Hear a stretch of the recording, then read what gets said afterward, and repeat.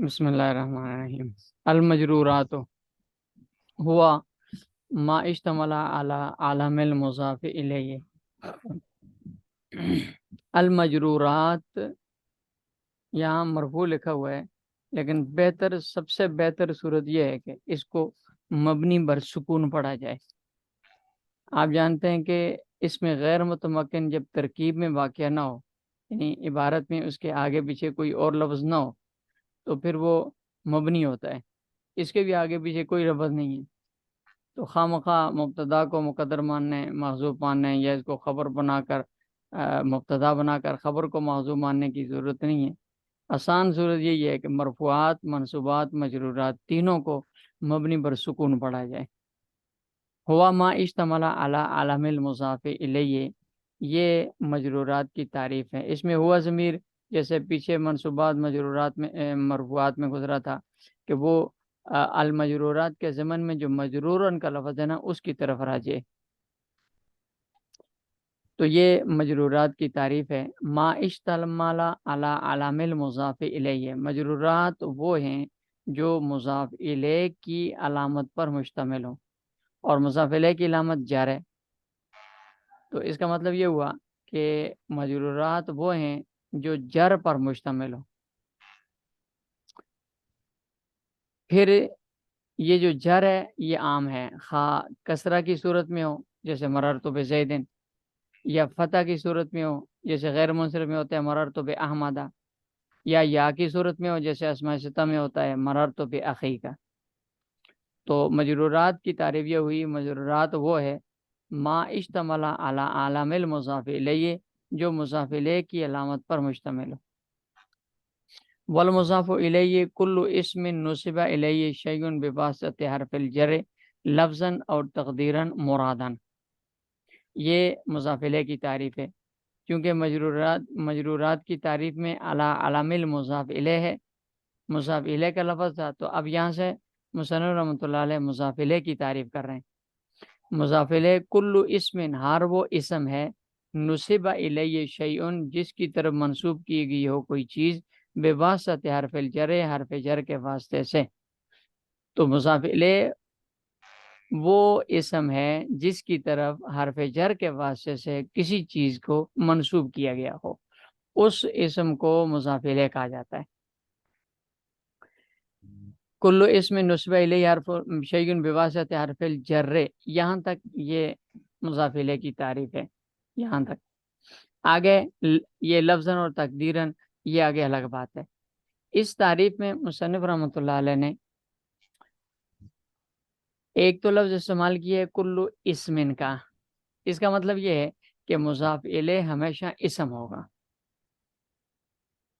مضاف الیہ ہر وہ اسم ہے، نسب الیہ شیء بواسطہ حرف جر، جس کی طرف حرف جر کے واسطے سے کسی چیز کو منسوب کیا جائے، تو مضاف الیہ ہمیشہ اسم ہوگا۔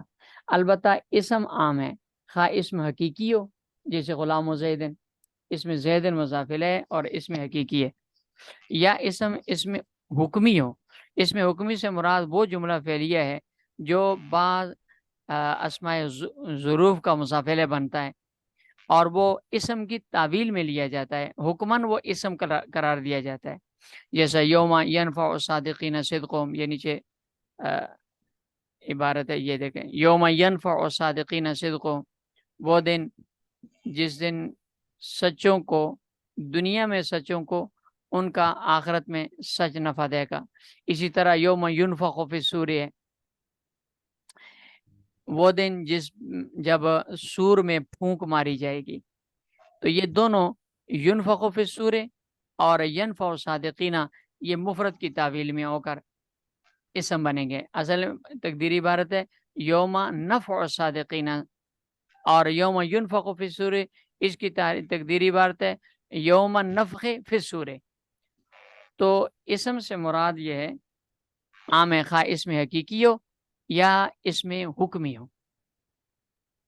اسی طرح یہ جو دوسرا لفظ ہے ما نسب الیہ شیء، اس میں شے سے مراد بھی مصنف کے نزدیک عام ہے، خواہ وہ اسم ہو جیسے غلام و زیدن میں غلام و اسم ہے، یا وہ فعل ہو جیسے مررت بزید میں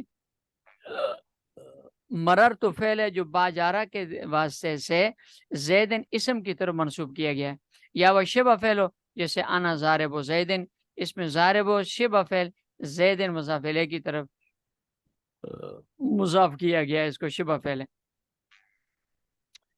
تو کل اسم نصب الیہ شیء بواسطہ حرف الجر، حرف جر کے واسطے سے اسم کی طرف جس کی طرف منسوب کیا گیا اس اسم کو مضاف الیہ کہا جاتا ہے۔ لفظاً او تقدیراً مرادن، مصنف رحمۃ اللہ علیہ فرما رہے ہیں کہ حرف جر عام ہے، خواہ وہ لفظاً عبارت میں موجود ہو جیسے مررت بزیدن میں ہے، یا عبارت میں موجود نہ ہو بلکہ مقدر ہو، لیکن لفظوں میں تو موجود نہیں ہے، مقدر ہے، لیکن عملاً مراد ہے۔ مرادن کا یہ مطلب ہے عملاً مراد ہے، اس کا عمل ظاہراً لفظوں میں واضح ہو رہا ہے، جیسے غلام زیدن خاتم و فزتن، یہ غلام و زیدن اصل میں تھا غلام لزیدن، اور خاتم و فزتن یہ اصل میں تھا خاتم من فزتن۔ اب غلام و زیدن میں جو لام مقدر ہے، خاتم و من فزتن اصل میں خاتم و من فزتن ہے، اس میں جو من مقدر ہے لفظوں میں تو نظر نہیں آ رہا، لیکن اس کا اثر موجود ہے، اور وہ اثر یہ ہے کہ اس لام کی وجہ سے زیدن پر جر آئی ہے اور فزتن پر جر آئی ہے۔ یہی معنی ہے مصنف رحمۃ اللہ علیہ کی اس مرادن کا لفظ کا۔ اصل میں مرادن کا جو لفظ استعمال کیا ہے مصنف رحمۃ اللہ علیہ نے کافیہ کی خود بھی ایک شرح لکھی تھی، اس شرح میں خود مصنف رحمۃ اللہ علیہ نے لکھا ہے کہ مرادن کا لفظ میں نے مفعول فی اور مفعول لہو کو اضافت کی تعریف سے خارج کرنے کے لیے لکھا ہے، اس لیے کہ ان کے اندر بھی حرف جر مقدر ہوتا ہے لیکن مراد نہیں ہوتا، یعنی اس کا اثر لفظوں میں ظاہر نہیں ہوتا۔ جیسے سم تو شہرن، اس میں شہرن مفعول فی ہے، اصل میں سم تو فی شہرن، یہ پیچھے ظروف کے اس میں مفعول فی کی بیس میں گزر گیا ہے۔ اسی طرح ضرب تو تعدیبن، تعدیبن مفعول لہو ہے، مفعول لہو کی بیس میں گزر گیا ہے، اصل میں ضرب تو للتعدیب، سم تو فی شہرن تھا۔ حرف جر یہاں مقدر ہے لیکن اس حرف جر کا لفظوں میں اثر کوئی بھی نہیں نظر آ رہا، کہ اگر اثر نظر آتا نا تو ضربت تعدیبن نہ ہوتا، ضربت تعدیبن ہوتا۔ جس طرح غلام و زیدن ہے، خاتم و فزتن ہے، سم تو شہرن نہ ہوتا بلکہ سم تو شہرن ہوتا۔ تو مصنف رحمۃ اللہ علیہ نے اس میں لکھا ہے کہ مرادن کا لفظ میں نے یہاں اس کے لیے مفعول فی اور مفعول لہو کو نکالنے کے لیے ذکر کیا۔ آگے مصنف فرماتے ہیں فتقدیرو شرط ان یکون المضاف اسما مجردا تنوینہ لاجلھا، اضافت میں حرف جر کے مقدر ہونے کی شرط بیان فرما رہے ہیں کہ مضاف الیہ کے ساتھ حرف جر مقدر کب ہوگا، تو فرماتے ہیں کہ مضاف الیہ کے ساتھ حرف جر مقدر ہونے کی دو شرطیں۔ نمبر ایک مضاف اسم ہو، شرط ان یکون المضاف اسما، کہ مضاف اسم ہو۔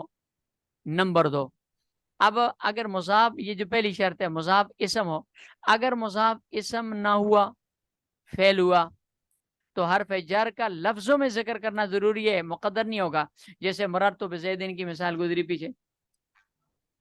اب مررت فعل ہے اور مصنف رحمۃ اللہ علیہ کے نزدیک چونکہ حرف جر کے واسطے سے زیدن کی طرف مضاف کیا گیا ہے، منسوب کیا گیا ہے، اس لیے مصنف کے نزدیک اور امام سیبوی کے نزدیک یہ جو ہے مررت بزیدن، اس میں مررت فعل ہے، یہ بھی مضاف ہے امام سیبوی رحمۃ اللہ علیہ کے نزدیک، اگرچہ جمہور کے نزدیک یہ مضاف نہیں ہے، صرف مصنف رحمۃ اللہ علیہ اور امام سیبوی کے نزدیک یہ مضاف ہے، جمہور کے نزدیک یہ جار مجرور کہلاتے ہیں، اور جار مجرور یہ مررت فعل کے ساتھ متعلق ہو جاتے ہیں، ترکیبوں میں آپ نے پڑھا ہوگا، لیکن مصنف رحمۃ اللہ علیہ کے نزدیک مررت فعل یہ حرف جر کے واسطے سے زید ان کی طرف مضاف ہو رہا ہے، تو جب مضاف ہونے والا لفظ اسم نہ ہو بلکہ فعل ہو، جیسے یہ مررت فعل ہے، تو پھر با جارہ کو حذف کرنا، یہ مقدر کرنا جائز نہیں ہے، اس کو لفظوں میں ذکر کرنا ضروری ہے. تو پہلی شرط یہ کہ ان یکون الاسم مضاف و اسمن، مضاف اسم ہو. اچھا، دوسری شرط یہ ہے کہ مجردن تنوینہ لاجلہا، کہ اس اسم سے تنوین اضافت کی وجہ سے حذف ہوئی ہو. جیسے غلام و زیدن ہے، اب غلاموں کے سے تنوین اصل میں تھا غلامن لزیدن تھا،